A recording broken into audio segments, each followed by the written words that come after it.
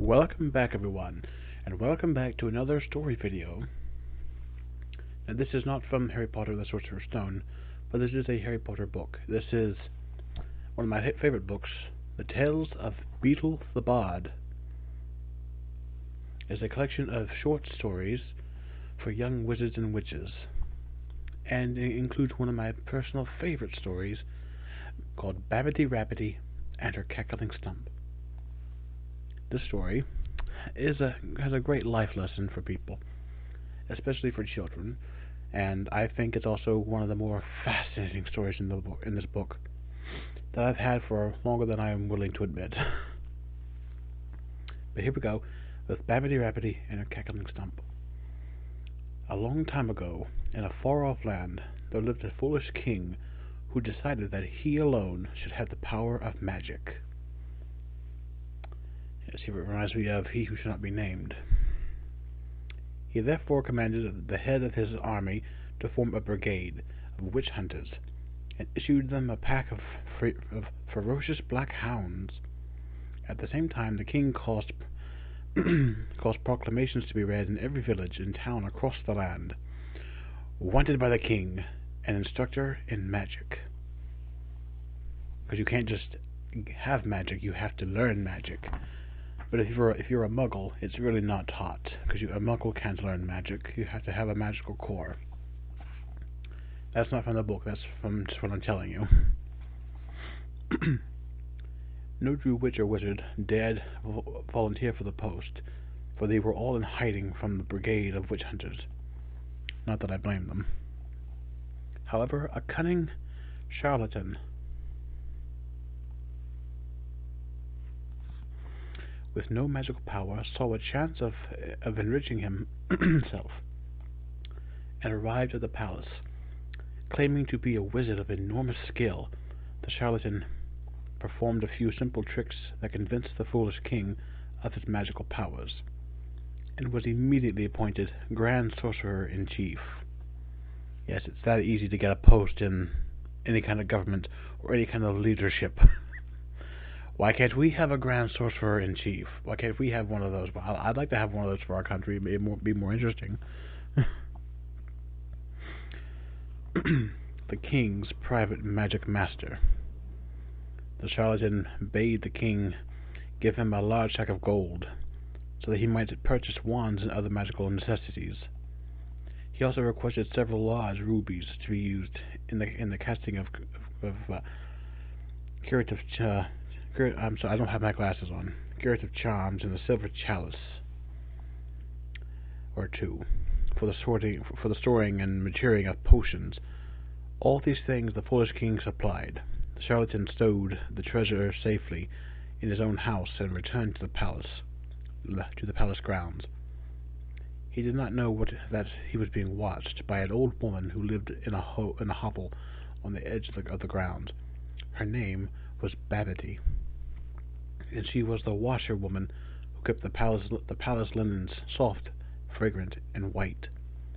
Peeping from behind her drying sheets, Babbitty saw the charlatan snap 2 twigs from one of the king's trees and disappear into the palace. The charlatan gave one of the twigs to the king and assured him that it was a wand of tremendous power.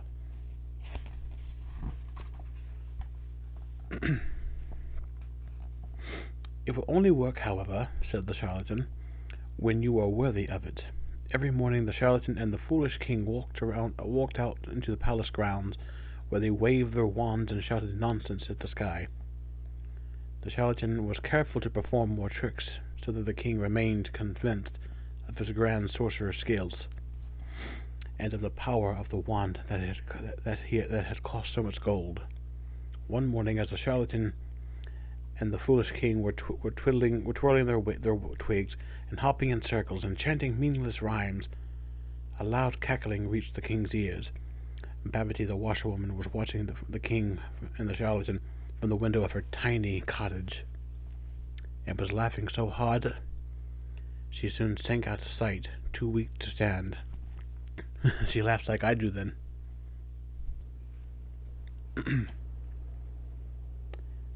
I must look most undignified to make the old washerwoman laugh so, said the king. He ceased his hopping and twig twirling, and frowned. I grow weary of practice. When shall I be ready to perform real spells in front of my subjects, sorcerer? The charlatan tried to soothe his pupil, assuring him that he would soon be capable of astonishing feats of magic, but Babbitty's cackling had stung the foolish king more than the charlatan knew. Tomorrow, said the king, we shall invite our court to watch the king perform magic. Oh, where will this go next? Only I know until I read the whole story for you all. I've owned this book since I was a child, because it was one of my favorite things I got for Christmas. And I just took an immediate liking to this particular story, out of all the stories in this book, and they're all great stories. The charlatan saw the time had come to take his treasure and flee. Alas, your majesty, it is impossible. I had forgotten to tell your majesty that I must set out on a long journey tomorrow. Yes, he's afraid of getting caught, so he's trying to skedaddle. If you leave this palace without my permission, sorcerer, my brigade of witch hunters will hunt you down with their hounds. Tomorrow morning you will assist me to perform magic for the benefit of my lords and ladies, and if anybody laughs at me, I shall have you beheaded. Yes, this is a storybook for children. We're talking about beheading. This is a book you should read to your children before bed. The king stormed back into the palace, leaving the charlatan alone and afraid. Not all his cunning could save him now, for he could not run away, nor could he help the king with magic that neither of them knew. Seeking a vent for his fear and his anger, the charlatan approached the window of Babbitty, the washerwoman. Peering inside, he saw the little old lady sitting at her table, polishing a wand. In a corner behind her, the king's sheets were washing themselves in a wooden tub. The charlatan understood at once that Babbitty was a true witch, and that she who had given him his awful problem could also solve it. "Crone!" roared the charlatan. "Your cackling has cost me dear. If you fail to help me, I shall denounce you as a witch, and it will be you who was torn apart by the king's hounds."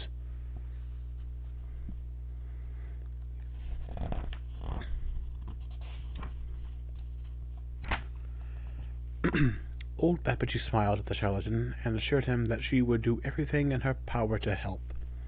The charlatan instructed her to conceal herself in a bush while the king gave his magical display, and to perform the king's spells for him without his knowledge.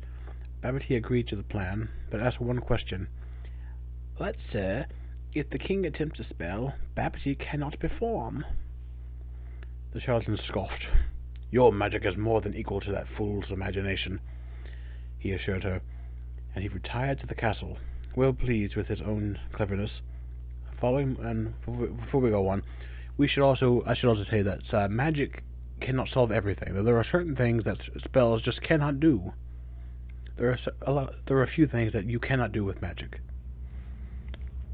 The following morning, all the lords and ladies of the kingdom assembled in the palace grounds.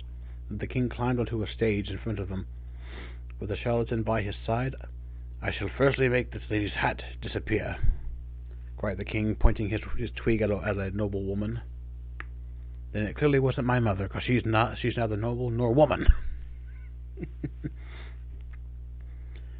From inside a nearby bush, Babbitty pointed her wand at the hat and caused it to vanish. Great was the astonishment and admiration of the crowd, and their loud applause for the jubilant king. Yes, they think he's jubilant, I say. Next, I shall make this horse fly. Have you ever seen a horse fly? I've seen a horse fly. Those big, annoying flies. Cried the king, pointing his twig at his own steed. From inside the bush, Babbitty pointed her wand at the horse, and it rose high into the air. And just for your amusement, we have the picture here of the horse being raised off the ground by the magic of Babbitty, as it flails in the air, freaking out, I'm quite certain. The crowd was still more thrilled and amazed.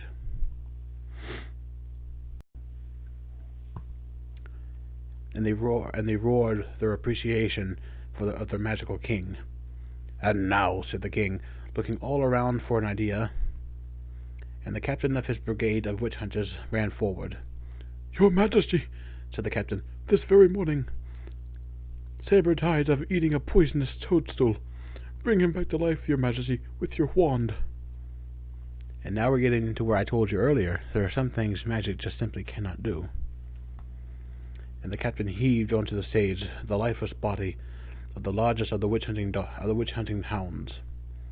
The foolish king brandished his twig and pointed it at the dead dog, but inside the bush, Babbitty smiled and did not trouble to lift her wand, for no magic can raise the dead.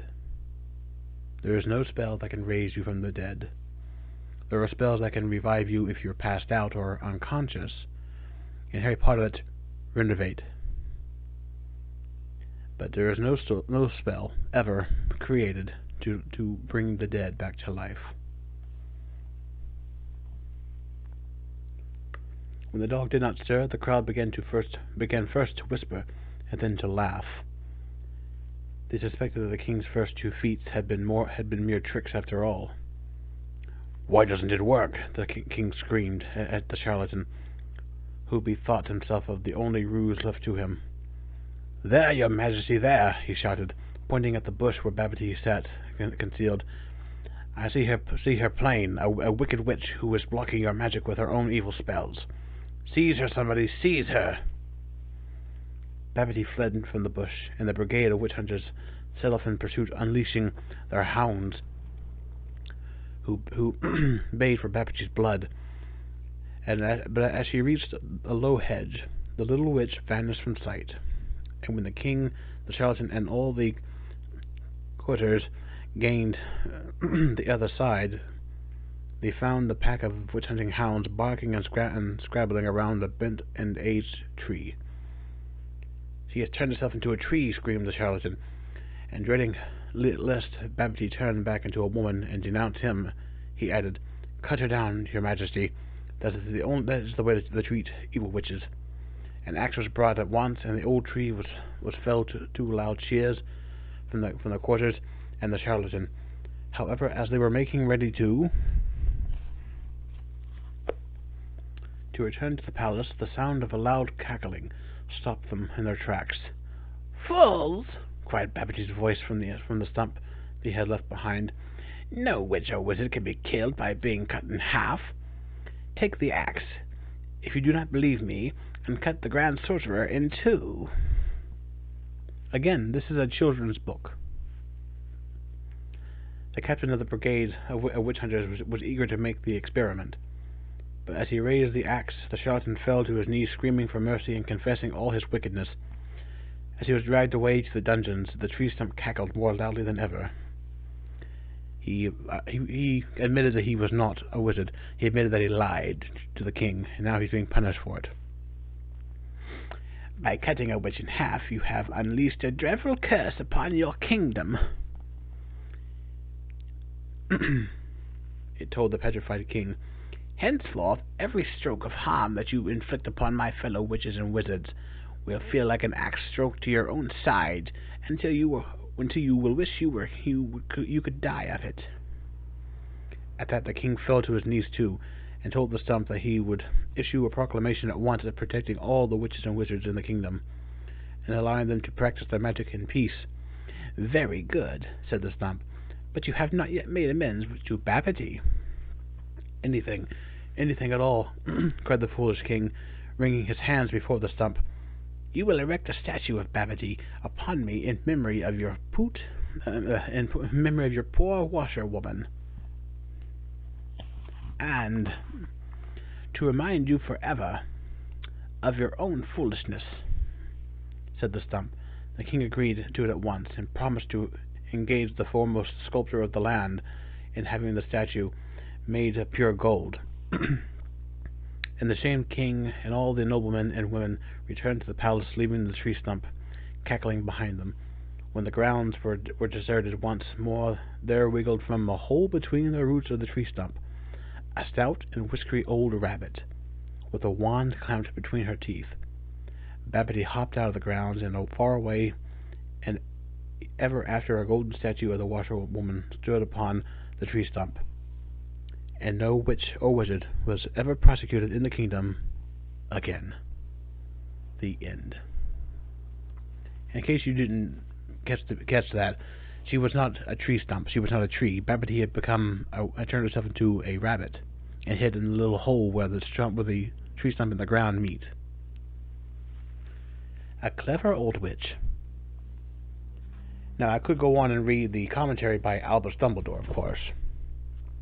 He gets commentary after each story, but I don't think we have time for that. This is already like a 16-minute video.